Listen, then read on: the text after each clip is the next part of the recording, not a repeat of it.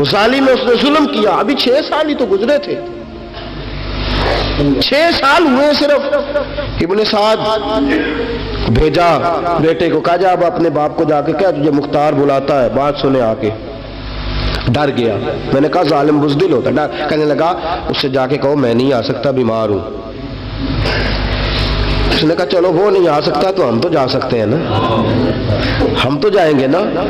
ابن سعد نے بھیجے 10-12 بندے, فرمایا جاؤ زندہ نہ لے کے آنا میرے پاس, میرے پاس زندہ نہ لے کے آنا. گئے, بیٹے کو حفص کو گرفتار کر کے کھڑا کر دیا, اور جناب یہ جو ابن سعد تھا اس کو بھیجا, کہا جب تم اس تک پہنچو نا تو جا کے گردن مارنا اس کی, اور مجھے اس کی وجود نہیں دیکھنا, صرف کٹا ہوا سر دیکھنا ہے. گئے, جا کے اس کو پکارا, کا مختار نے بھیجا ہے مارنے کے لیے. کہنے لگے مختار مجھے نہیں مار سکتا, میرا یار ہے. ابن سعد کہتا ہے مختار مجھے مار سکتا, میرا یار ہے. ان فوجیوں میں سے ایک فوجی کہنے لگا اگر تو محمد کے نواسے کو مار سکتا ہے تو تجھے بھی تیرا یار مار سکتا ہے صلی اللہ علیہ. اگر تو رسول پاک صلی اللہ تعالی علیہ وسلم کے نواسے کو قتل کر سکتا ہے, تو نے نبی کا حیا نہیں کیا, وہ یاری کا حیا کیوں کرے؟ تو نے ظلم کیا ہے, اب دیکھ تیرا حال کیا ہوتا ہے. گرفتار کر لیا, منتیں کرتا رہا. تاریخ ابن سعد کو بتا رہی تھی کہ ابن سعد تو ہاتھ باندھتا ہے, پاؤں پکڑتا ہے, ذرا یاد کر میدان کربلا, میدان کربلا تجھے اپنی باری آئی ہے تو تو ہاتھ باندھتا ہے. میدان کربلا یاد کر, حسین نے بھائی کی بھی لاش اٹھائی تھی, حسین نے جوان بیٹے کی میت بھی اٹھائی تھی. 6 مہینے کا علی اصغر بھی اس کی گود میں دم توڑ گیا تھا. اس کی بیٹیاں پیچھے تھی, بہن پیچھے تھی, بھانجیاں پیچھے تھی, بھتیجیاں پیچھے تھی, لیکن حسین نے ایک بار بھی ہاتھ نہیں باندھے. یہ کون ہے اٹیک ہوا, غبار سے پھٹا ہوا, ہزاروں کوفیوں کے درمیان وہ اکیلا ہی ڈٹا ہوا. یہ بال یقین حسین ہے, نبی کا نور عین ہے. فرمایا یہ وہ میدان کربلا بھی یاد کرنا. تو ظالم تھا نا, معافیاں مانگ رہا ہے. حسین رسول پاک کے نواسے تھے, ایک بار بھی معافی طلب. دیکھ منظر یاد کر, ابن سعد کا ایک ہی بار میں سر قلم کیا, ایک ہی بار میں. امام حسین پہ تو پہلے 82 زخم لگے تھے تلوار کے, 82 زخم تلوار کے, نیزوں کے, اور کئی نیزوں کی انیاں امام حسین کے وجود میں ٹوٹ گئی تھی. امام حسین رضی اللہ تعالیٰ عنہ پہلے ڈٹے رہے, جمے رہے, بڑی دیر کے بعد پہلے ہی بار میں گر گیا. ابن سعد کا کٹا ہوا سر پہنچا تو بیٹا کھڑا تھا. مختار سقفی نے کہا کہ تیرا باپ میں نے مار دیا ہے. کہنے لگا کوئی مزہ نہیں رہا زندگی میں. اس نے کہا چلو ٹھیک ہے, تمہیں بھی مار دیتے ہیں. پھر مزہ نہیں رہا تو مار دیتے. کاٹ دیا سر اس کا بھی, دونوں سر کاٹے, تشت میں رکھے, اور مدینہ منورہ حضرت محمد بن حنفیہ رضی اللہ تعالیٰ عنہ جو امام حسین کے چھوٹے بھائی تھے, جناب علی کی دوسری زوجہ کے بیٹے تھے, جناب علی کے صاحبزادے ان کے پاس بھیجے, اور بھیج کے کہا کہ لو ابن سعد کا سر حسین کا بدلہ ہے اور اس کے بیٹے کا سر علی اکبر کا بدلہ ہے. جب محمد بن حنفیہ کے پاس پہنچے تو آپ نے فرمایا یہ کمینوں کے سر میرے بھائی کے سر کا بدلہ ہو ہی نہیں سکتے, یہ کہاں حسین کا بدلہ ہو سکتے ہیں. وہ حسین ابن علی, وہ حسین ابن علی, حسین ابن علی کی شان رفت کوئی کیا جانے, حسن جانے, علی جانے, نبی جانے, خدا جانے. وہ حسین ابن علی کہ باپ جنہ دا ہر میدان اندر لڑدا رہا سی کل ایمان بن کے, ماں جنہ دی سجدۃ النساء ہوئے تے نانا عرش تے جاوے مہمان بن کے. نواسے تھے حضرت عبداللہ بن زبیر, اور جناب زبیر بن عوام عشرہ مبشرہ صحابی ہیں, ان کے بیٹے تھے. بہت زیرک آدمی تھے, یہ بھی امام حسین کے پاس بیٹھے تھے. عبداللہ ابن عباس بھی تھے جو حضور کے چچا کے بیٹے ہیں, اس امت کے پہلے مفسر ہیں قرآن پاک. یہ لوگ بیٹھے تھے تو ولید نے ایک بندہ بھیجا, اس نے آ کے کہا جناب آپ کو گورنر صاحب نے بلایا ہے. تو عبداللہ بن زبیر کہنے لگے حسین اس وقت بلانے کی بات سمجھ میں نہیں آئی. تو امام حسین بڑے بصیرت والے تھے, اللہ نے بصیرت دی تھی. کہنے لگے عبداللہ آپ کو سمجھ نہیں آئی, مجھے سمجھ آ گئی ہے, امیر معاویہ وصال کر گئے, اور یہ ہمیں جو بلایا گیا ہے نا یہ یزید کی بیعت کے لیے بلایا گیا ہے. تو کہا پھر آپ آدھی رات کو نہ جائیں, آپ کے لیے خطرہ ہوگا. تو امام حسین فرمانے لگے خطرہ حسین کو نہیں ہوتا. نہیں کہا پھر بھی آپ مہربانی کریں ذرا احتیاط سے جائیں. تو جناب عبداللہ ابن زبیر نے, عبداللہ ابن عباس نے 14 بندے نیزے دے کے, تلواریں دے کے امام حسین کے ساتھ بھیجے اور کہا کہ امام حسین اگر اس نے کوئی غلط ملت بات کی نا, زبردستی بیعت کرنے کا کہا, تو آپ بس کوئی ایک بات اونچی آواز میں کر دینا, یہ سپاہی پیچھے آ جائیں گے. امام حسین ان 14 بندوں کو لے کے گورنر ہاؤس پہنچ گئے. جب آپ وہاں پہنچے اس نے بتایا, اس نے کہا جی حضرت امیر معاویہ انتقال کر گئے اور آپ نے یزید کی بیعت کرنی ہے. تو امام حسین فرمانے لگے میں چھپ کے بیعت نہیں کروں گا, مجمع لگاؤ, جمعے والے دن اعلان کرو, جو طریقہ ہے حضرت ابوبکر صدیق کا, جو طریقہ ہے حضرت عمر فاروق کا, جو انداز حضرت عثمان غنی کا ہے, جو مولا علی کا ہے, سر عام اعلان کرو. اگر ساری دنیا یزید کی بیعت کرے گی تو میں بھی تیار ہوں. تم مجھ سے بیعت لے کے پھر لوگوں کو بتانا چاہتے ہو کہ حسین بیعت ہو کر رہے ہیں تو تم کیوں نہیں کر رہے؟ میں عام آدمی نہیں ہوں, لہذا چھپ کے بیعت نہیں کرتا. جب یہ بات کی نا تو ولید بڑا نرم دل تھا اور امام حسین کی شان کو جانتا تھا. وہ جانتا تھا یہ نبی پاک کا خاندان ہے. اس نے کہا جی مجھے تو حکم تھا, باقی آپ حضور کے نواز ہیں, میں کر کچھ. وہاں ایک بڑا بدبخت شخص بیٹھا تھا, عبد الملک بن مروان. وہ ولید سے کہنے لگا کہ اگر حسین آج تمہارے ہاتھ سے نکل گئے تو تمہارے لیے بہت بڑا مسئلہ کھڑا ہو جائے, انہیں جانے نہ دینا, یا بیعت کراؤ یا ان سے کہو جنگ کے لیے تیار ہو. تو امام حسین رضی اللہ تعالیٰ عنہ کے کانوں میں آواز گئی تو فرمانے لگے, ابن مرجانہ اگر تیرے اندر جرت ہے تو آ سامنے حسین کے, اس کے کانوں میں باتیں نہ کر, کانا پھوسی نہ کر, باہر آ میدان میں, شرارت نہ کر, باہر آ, میں تمہیں ابھی بتاتا ہوں کہ حسین سے مقابلہ کرنے کا انجام کیا ہے. یہ کہہ کہ امام حسین باہر نکلے, اپنے بھائی محمد بن انفیہ کو بلایا, عبداللہ بن زبیر, عبداللہ ابن عباس, ڈھیر سارے لوگ اکٹھے ہو گئے. فرمایا یہ معاملہ ہے, اب کیا کرنا ہے؟ تو وہ کہنے لگے حضور وقت ابھی مناسب نہیں ہے, آپ اس طرح کریں یہاں رکیں, ہم مکے سے, عراق سے, کوفے سے لوگوں کو بلاتے ہیں, یہاں ایک بڑی مجلس مشاورت قائم کرتے ہیں. امام حسین فرمانے لگے اگر تم مشاورت قائم کرو گے تو ولید اور عبد الملک بن مروان وہ تو جنگ کرنے کو تیار ہیں, اور نبی پاک نے فرمایا ایک مینڈا ہوگا جس کی وجہ سے مدینے کی گلیوں میں لہو بہے گا. فرمانے لگے میں وہ بکرا, وہ مینڈا نہیں بننا چاہتا. کہا پھر آپ کیا کریں گے؟ تو امام حسین رو پڑے, فرمانے لگے میں مدینہ چھوڑ جاؤں گا لیکن مدینے کی حرمت پامال نہیں ہونے دوں گا. امام علی مقام آدھی رات کے وقت نکلے. سیدہ فاطمہ کا دروازہ ایک اس دن تھا جس دن حضرت مولا علی کوفے چلے گئے تھے, اور دوبارہ آج تالا لگا جب امام حسین نکلے. آپ جنت البقیع کے پیچھے کھڑے ہو کے حضور کا روضہ دیکھنے لگے. اس وقت گنبد تو نہیں ہوتا تھا, روضہ دیکھنے لگے. نانا تیرے کرم کے خزینے کی خیر ہو, میں جا رہا ہوں تیرے مدینے کی خیر ہو. سارا خاندان لے گئے, مکے تشریف لے گئے. حج کے ایام قریب آنے والے تھے. امام حسین نے وہاں لوگوں سے باتیں کی.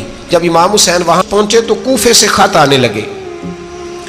کوفہ حضرت علی کا دار الخلافہ تھا, وہاں آپ کے محبین, پیار کرنے والے ڈھیروں تھے. انہیں خط لکھے کہ حضور آپ چپ کر کے بیٹھے ہوئے ہیں اور ہمارے اوپر یزید مسلط ہو گیا ہے.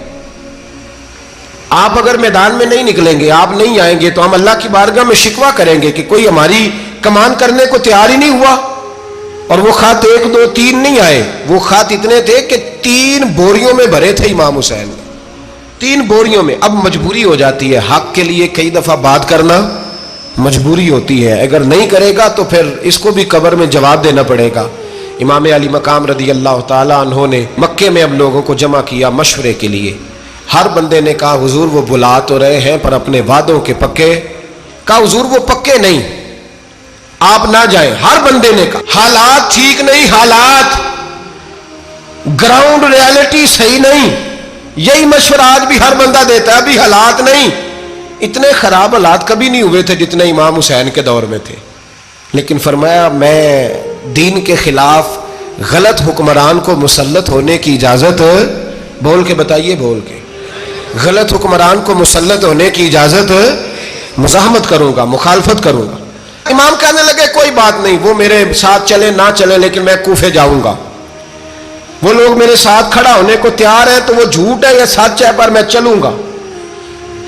جب امام علی مقام نے اصرار فرمایا تو جو آپ کے قریبی صحابہ کرام کی اولادیں تھی ساری, یہ بھی اب بیماری ہے. کچھ لوگ کہتے ہیں جی صحابہ نہیں ساتھ چلے, تو میں کہتا ہوں اہل بیت نبوت کے تو کل افراد 21 تھے, تو 72 میں باقی اولادیں کس کی تھی؟ وہ ساری صحابہ کی اولادیں تھیں, وہ سارے پتہ نہیں کیوں اس طرح کا فلسفہ بیان کیا جاتا ہے جس میں حالات خراب ہو. حضرت سیدنا امام علی مقام کو جب بہت زیادہ کہا گیا نا تو امام حسین رضی اللہ تعالیٰ عنہ نے فرمایا چلو میں ایک کام کرتا ہوں، مسلم بن عقیل کو بھیجتا ہوں.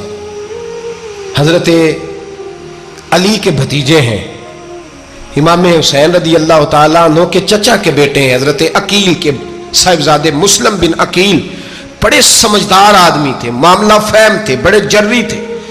اتنا زبردست مشورہ کم لوگ دیتے ہیں جتنا حضرت مسلم بن عقیل دیتے تھے. ان کو بھیجا گیا کوفے. اب اس میں بڑی تفصیل ہے، وہ اپنے 2 بچے بھی لے گئے. جب وہ کوفے پہنچے نا تو کوفے پر جناب نعمان بن بشیر کی حکومت تھی. آپ گورنر تھے اور اہل بیت سے بڑی عقیدت رکھنے والے، نرم رویہ. عبید اللہ ابن زیاد کوفے کا گورنر نہیں تھا، یہ کسی اور علاقے کا تھا. جب آپ وہاں پہنچے تو نعمان بن بشیر نے دیکھا کہ حضرت مسلم بن عقیل آئے ہیں تو لوگ دوڑے ان کی بیعت کرنے، بھاگے. اتنے لوگ جمع ہوئے کہ ایک دن میں 17,000 آدمی نے بیعت کر لی. کتنے بندے جی؟ 17,000 آدمی ایک دن آیا. اب وہ جو امام مسلم بن عقیل کے وہاں نعرے لگانے والے تھے کہنے لگے حضور یہ پہلے دن کی کارکردگی ہے، 2-4 دن میں دیکھیے کیا ہوتا ہے. 2-4 دن میں کیا ہوا؟ 40,000 آدمی نے بیعت کر لی. اب وہ 40,000 بندہ تیار ہو گیا. ادھر سے جو یزید کے وفادار تھے انہوں نے خط لکھا یزید کو کہ تو نے بڑا نرم آدمی گورنر بنایا ہے اور 40,000 بندہ چلا گیا حسین کی طرف. اگر ایک دن مسلم بن عقیل اور رہے تو جو تمہارا گورنر بیٹھے ہیں نا جناب نعمان بن بشیر، ان کو گورنر ہاؤس سے نکال کے مسلم بن عقیل قبضہ کر لیں گے. تو چپ کر کے بیٹھا ہے. یزید بڑا تیز تھا، اس نے ایک آدمی گھوڑے پہ دوڑایا. عبید اللہ ابن زیاد ایک اور علاقے کا گورنر تھا پر بڑا ظالم سا بدماش تھا، بڑا سخت گیر آدمی تھا. اس کو کہا کہ تو پہلے ایک صوبے کا گورنر ہے، جا تجھے دوسرا صوبہ بھی دیا. اس طرح کار فوری طور پہ کوفے پہنچ اور جا کے مسلم بن عقیل کو گرفتار کر، جو آدمی ان کا ساتھ پھر بھی دے اسے قتل کر دے. اس نے کیا کیا؟ وہ آدھی رات کو آیا، منہ چھپایا، جبہ پہنا. لوگ سمجھے امام حسین آ گئے. بہت سارے لوگوں نے اس کے نعرے بھی لگائے. وہ چپکے سے داخل ہوا اندر اور چپکے سے داخل ہو کے اس نے سب سے پہلا کام یہ کیا کہ نعمان بن بشیر رضی اللہ عنہ کو معزول کیا، کوفے کے گورنر ہاؤس پہ قبضہ کیا. پھر اس نے اسی وقت سوئے ہوئے سرکردہ لوگ، جس طرح ایک گاؤں کا چودھری دوسرے کا محلے میں قبیلوں کے جو لوگ تھے چودھریوں کو بلایا. کچھ کو سزائیں دیں، کچھ کو سخت کہا، کچھ کو ان کے عیب گنوائے کہ وہ تمہارا فلانا مسئلہ پھر خراب کر دوں گا. بلیک میل کیا. صبح ہونے تک حالات اگر تم نے میرے قابو میں نہ کیے تو یاد رکھنا بڑا مشکل ہوتا ہے حق پہ کھڑا ہونا. بڑی چیزیں لوگوں کو یاد آتی ہیں، اللہ جانتا ہے. پہلے کچھ ہوتا ہے، بعد میں معاملہ کچھ ہوتا ہے. حضرت مسلم بن عقیل کے ساتھ جس دن عبید اللہ ابن زیاد آیا 40,000 کا لشکر تھا. اگلے دن صبح ہوئی، اگلے دن تو یہ حال ہو گیا کہ آپ جب کوفے کی جامع مسجد میں زور کی نماز کے لیے گئے تو 5-7 ہزار آدمی نماز پڑھنے آیا. اور جب مغرب کا وقت آیا تو لوگوں نے چند ہزار لوگ رہ گئے، نماز کی نیت باندھی. توجہ کرنا میری بات پہ، ایک مسئلہ بھی سمجھ میں آئے گا. لوگوں نے نماز کی نیت باندھی تو حضرت مسلم بن عقیل امامت کر رہے ہیں، ہاتھ باندھے ہوئے ہیں. تو بہت سارے لوگوں نے پیچھے ہاتھ چھوڑ دیے. ایک بندے نے دوسرے سے پوچھا وہ ہاتھ کیوں نہیں باندھتے؟ کہنے لگے اگر عبید اللہ ابن زیاد کے کسی بندے نے دیکھ لیا نا تو ہم اسے کہیں گے ہم تو نماز پڑھ ہی نہیں رہے تھے، ویسے ہی کھڑے تھے، ہاتھ ہی نہیں باندھے سرے سے. جب نماز کی امامت باندھی تو 10-11 صفیں تھیں. جب مسلم بن عقیل رضی اللہ تعالیٰ عنہ نے سلام پھیرا تو پیچھے بندہ ہی کوئی نہیں تھا. حضرت مسلم بن عقیل کو گرفتار کیا گیا. عرب کا رواج تھا دشمن کو سخت سزا دیں تاکہ باعث عبرت بنے. بہت اونچا مینار تھا کوفے کا گورنر ہاؤس کا، اوپر لے جا کے جناب مسلم بن عقیل کو زمین پہ گرایا گیا. اور جب وہ شہید ہو گئے تو شہید ہونے سے ایک رات پہلے وہ خط لکھ چکے تھے امام حسین کو کہ آپ آ جائیں، حالات بڑے اچھے. خط ملا تو امام حسین مکے سے کوفے کی جانب چل پڑے. امام علی مقام رضی اللہ تعالیٰ عنہ جب چل پڑے تشریف لا رہے تھے تو رستے میں فرزق شاعر ملا، بڑا محب اہل بیت تھا. رستے میں ملاقات ہوئی. اللہ اکبر. حضرت مسلم بن عقیل جب گرایا شہید ہو گئے تو پھر اس نے اس طرح کیا کہ آپ کی لاش کو لٹکا دیا چوک میں لوگ دیکھتے تھے تو عورتیں بچوں کہتی تھی تو نے باہر نہیں نکلنا, ہم نے نہیں امام حسین کے ساتھ چلنا, بس بڑا خوف ہے, کوئی بندہ نہ باہر نکلے, کوئی نہیں ضرورت, ہمیں حالات بہتر ہوگی تو دیکھی جائے. آج کتنے لوگ ہیں, کتنی دیگیں پکی, کتنی نیازیں بٹی, کیا کچھ ہوا. آپ ناراض نہ ہونا, میں آپ میں سے ہوں, آپ مجھ سے ہیں, یہ بات آپ کی نہیں میری سب کی ہے. آج بھی اگر امام حسین کے نام پہ جان دینے کی باری آئے گی تو دیگیں رہ جائیں گی. ناراض تو نہیں ہو گئے آپ لوگ؟ فٹافٹ مائیں کہیں گی باہر نہیں جانا, بالکل پتر سانو کی لگے, سارا دن کوئی ہمارے لیے. وہ پیر صاحب تو کرتے رہتے ہیں باتیں, ان کا تو کام ہے, خبردار ہم نے نہیں جانا. دیگیں دینے کو سارے تیار ہیں, جانے دینے کو تیار ہونا. ناراض ہو گئے آپ لوگ؟ چلو کوئی نہیں, ہو جاؤ, خیر صلی اللہ ہے, بات تو ٹھیک کر رہا ہوں نا. حضرت امام حسین رضی اللہ تعالیٰ عنہ نے فرزق شاہ رستے میں ملا تو امام حسین کو کہنے لگا کہاں جا رہے ہیں؟ فرمایا میں کوفے جا رہا ہوں. کہنے لگا حضور نہ جائیے گا, لوگوں کے دل آپ کے ساتھ ہیں, تلواریں آپ کے ساتھ نہیں. سیدنا امام حسین رضی اللہ تعالیٰ عنہ کو آ کے کہا حضور وہ سارے کوفے والے مانتے ہیں کہ بات حسین کی ٹھیک ہے لیکن آپ کی سپورٹ نہیں کریں گے. اور اگلی بات فرزق نے یہ کی کہ حضور میں حضرت مسلم بن عقیل کی لاش کو لٹکی ہوئی دیکھ کے آیا ہوں کوفے کے چوک میں. بڑا ہی خوبصورت فکرہ ہے امام حسین کا. فرمانے لگے میرا بھائی لٹکا ہوا تھا, کہیں کسی کے آگے جھکا تو نہیں تھا؟ لٹکا ہی تھا نا, کہیں جھکا تو نہیں کسی کے آگے؟ کہا حضور نہیں. تو آپ فرمانے لگے اگر مسلم بن عقیل لٹک گیا تو حسین بھی لٹک جائے گا, لیکن جھکے گا. حضرت امام حسین تشریف لائے, بچوں سمیت آئے. حور بن یزید ایک شخص تھا. حور بن یزید ایک مختصر سا لشکر لے کے اس نے امام حسین کو ایک جگہ پہ روکا, پھر دوسری جگہ پہ روکا, بالآخر تیسری جگہ پہ روکا. تو امام حسین نے فرمایا جگہ کون سی ہے؟ کہا حضور کرب و بلا. فرمایا بس یہی خیمے لگا دو, یہی. حضرت سیدہ زینب نے پوچھا امام حسین سے کہ سارے زمانے نے روکا ہے, ٹھیک ہے آپ حق پہ ہیں, یہ بھی سب نے کہا آپ حق پہ ہیں, پر روکا بھی سب نے, آپ روکے کیوں نہیں؟ تو ابن کثیر اور ابن اسیر لکھتے ہیں کہ امام حسین رو پڑے, کہنے لگے بہن میں رک جاتا پر میں نے رات کو نانا مصطفیٰ کو خواب میں دیکھا ہے. تو حضور نے فرمایا حسین اگر آج یہ رواج پڑ گیا نا یزید جیسے لوگوں کا تو قیامت تک پڑا رہے گا. پھر لوگ کہیں گے کوئی نکلا نہیں تھا تو ہمیں بھی نکلنا. پھر لوگ ظالموں کے سامنے گردنیں جھکانے کے عادی ہو جائیں. میں کہتا رہتا ہوں, کہہ رہا ہوں, کربلا کی جنگ کفر اسلام کی جنگ نہیں, کفر اسلام کی جنگ نہیں کربلا کی. کیونکہ یزید تو بڑا پکا نمازی تھا, خطبہ دیتا تھا. وہ تو جب امام حسین رضی اللہ تعالیٰ عنہ نے کربلا کے میدان میں جمعے کا دن تھا تو یزید کے سامنے کو بات کرنی شروع کی, عمر بن سعد کے سامنے. تو عمر بن سعد کہنے لگا حسین زیادہ باتیں نہ کر, ہمارا جمعہ لیٹ ہو رہا ہے, جنگ کے لیے تیار ہو, فٹافٹ آ.